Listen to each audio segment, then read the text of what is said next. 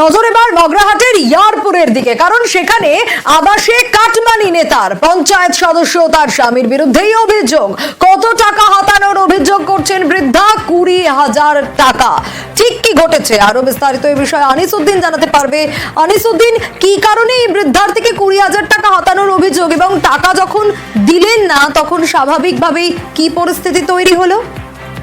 দেখো সোনিয়া, তোমাকে জানিয়ে রাখবো, মগরাহাটের যে ইয়ারপুর গ্রাম পঞ্চায়েত রয়েছে সেখানে গোলমসজিদ এলাকার এক বৃদ্ধা বিধবা মহিলা, তিনি অভিযোগ করেছেন যে তার থেকে পঞ্চায়েত সদস্য আবাস যোজনা ঘর পাইয়ে দেওয়ার নাম করে কিন্তু 20,000 টাকা হাতিয়ে নিয়েছে, যার কারণেই বৃদ্ধা যে বাড়ি তা একেবারেই সম্পূর্ণ করতে পারছে না। এর ফলে কিন্তু একেবারে ঝুবড়ি বাড়িতে এই বর্ষাতে তার দিন কাটাতে হচ্ছে। এ নিয়েই তিনি ব্লক প্রশাসন এবং উচিত থানায় একটি অভিযোগ দায়ের করেছেন পঞ্চায়েত সদস্যের বিরুদ্ধে।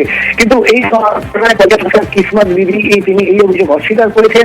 তিনি জানিয়েছেন যে মূলত তাকে বদনাম করার জন্য এই ধরনের অভিযোগ করা হয়েছে। প্রশাসন কি বলছে?